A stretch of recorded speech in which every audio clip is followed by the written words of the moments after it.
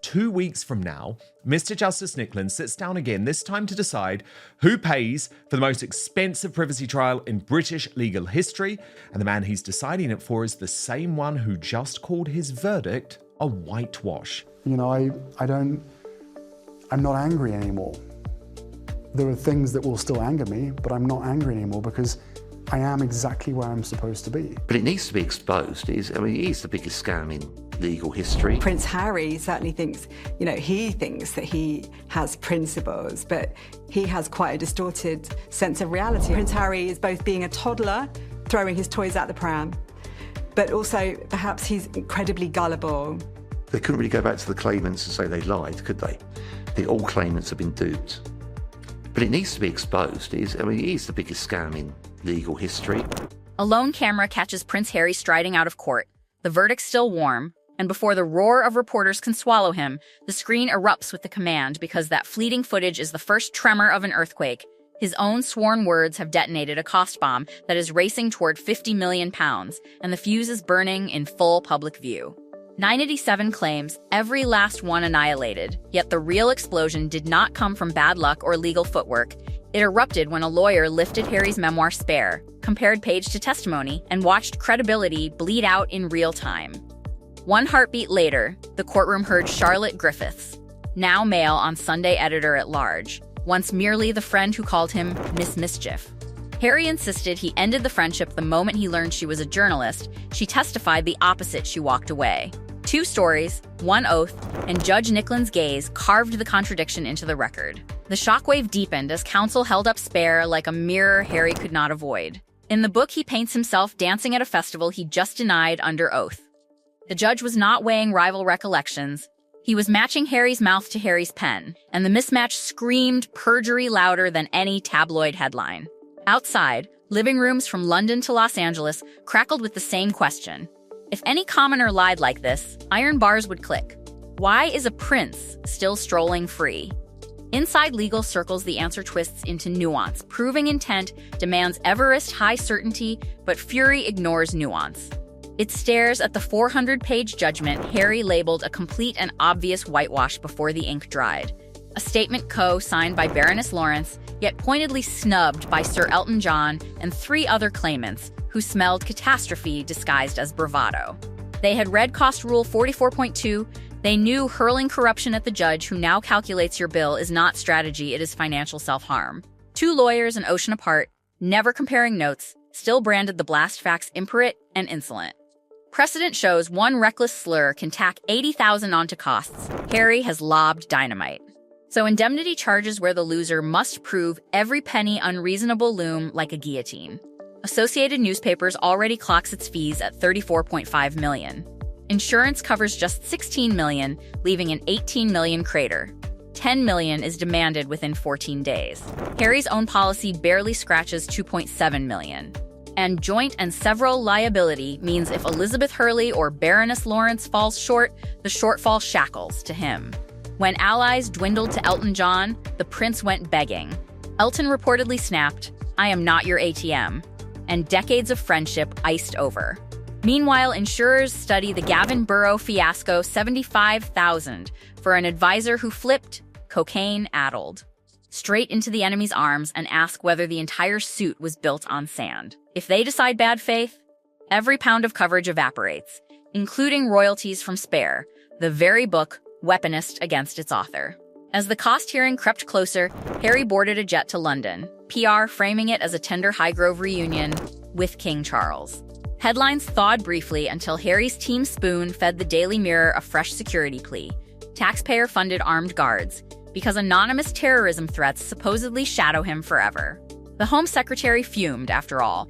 The prince had just crossed Britain to a billionaire's Scottish island without so much as a police escort. That same afternoon, William swung a polo mallet beside Catherine. No statement, no spin, silence roaring louder than any press release. Courtiers muttered an unspoken prophecy. Harry will not always be son of the king. Soon he becomes brother of the king. The seat Prince Andrew occupies ceremonial exile, public irrelevance, a slow erasure no headline can arrest.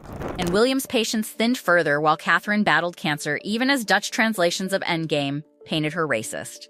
Bridges, ashes. Charles will not bankroll a 50 million misadventure. William will not pick up the phone. Elton will not open his checkbook.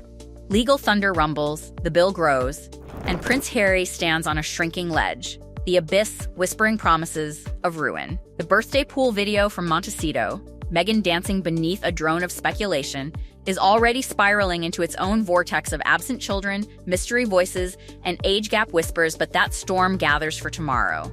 Tonight, the camera lingers on a single door in Kensington as wind rattles the frame, hinting that when it finally swings open, something far worse than money may drag Harry into the dark. The legal crisis swallowing Prince Harry was already spiraling out of control. But just when it looked as though the courtroom disaster would dominate every headline, another mystery erupted thousands of miles away in Montecito. Meghan Markle's birthday celebration was supposed to change the conversation. Instead, it created dozens of new questions. A glamorous video appeared online showing Meghan celebrating what was officially presented as her 45th birthday. Balloons filled the room, expensive jewelry sparkled under carefully arranged lighting, sunglasses stayed on indoors, laughter echoed in the background, and then came the dramatic leap into the swimming pool.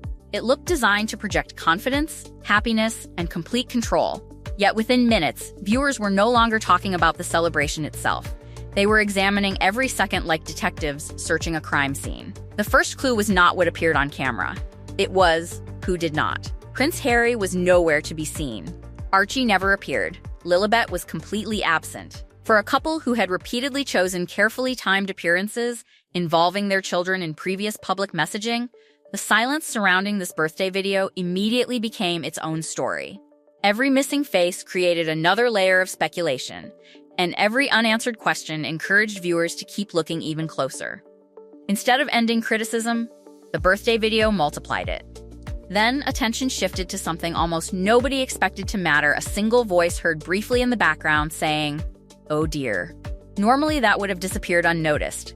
Instead, social media exploded. Across channels, discussion groups, and royal commentators from London to Los Angeles, the same theory kept resurfacing.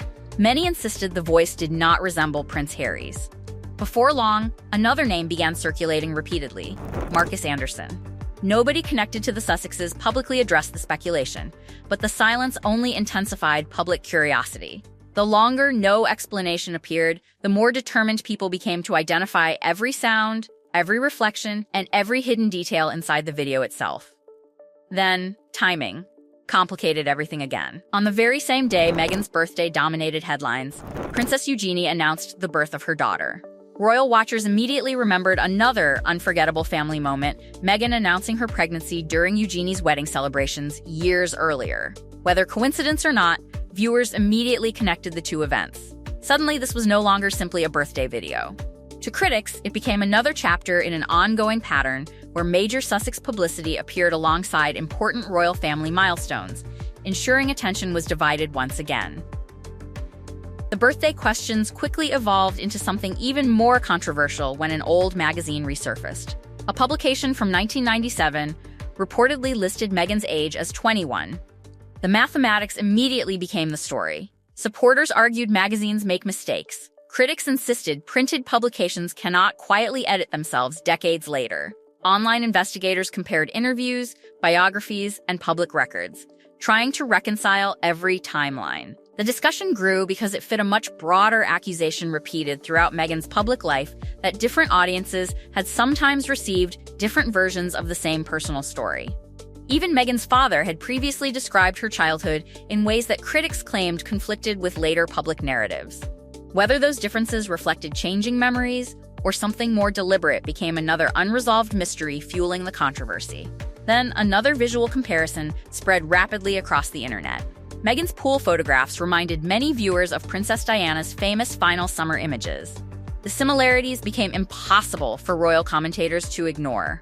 Some analysts even began calling it Project Diana, arguing that Diana's image, symbolism, and emotional legacy were being deliberately echoed inside the Sussex brand precisely when Harry's legal disasters were dominating headlines. Those who had personally lived through Diana's public life argued the comparison exposed a striking contrast rather than a similarity. Diana, they insisted, became remembered through decades of public service, charity work, and relentless commitment, while Meghan's carefully produced social media imagery represented an entirely different approach to public influence. The debate only deepened the divide surrounding the Sussexes.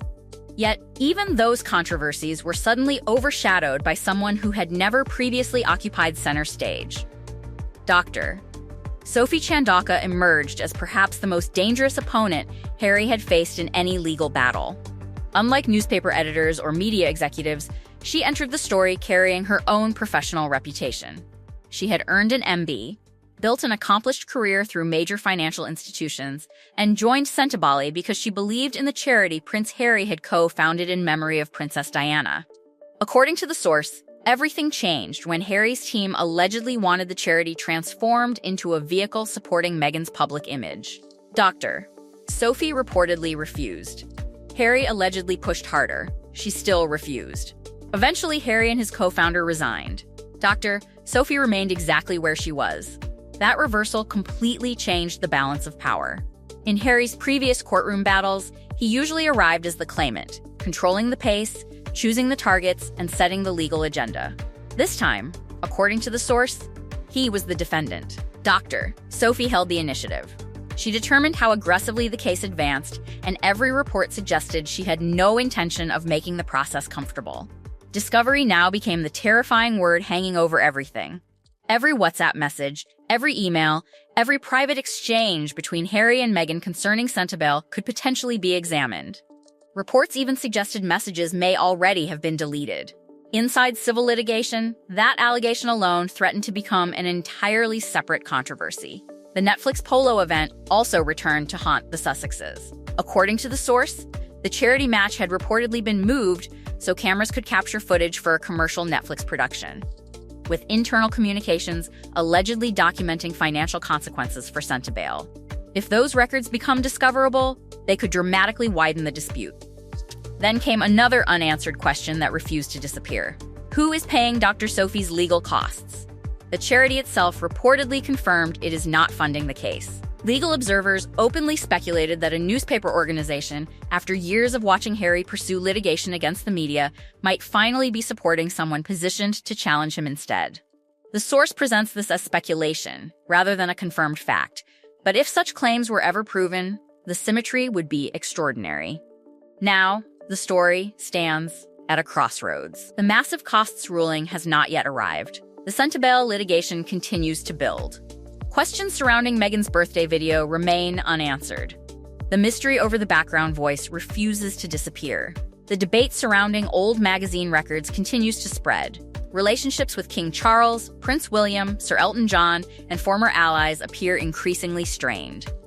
And waiting beyond all of it is a courtroom where Prince Harry no longer controls the narrative, no longer chooses the battlefield, and no longer decides when the fighting ends. If the source proves correct, everything revealed so far may only be the opening act, because the next hearing could expose conversations, documents, and decisions that push this royal saga into an entirely new phase, and that is precisely why the biggest revelation may still be waiting behind the next courtroom door.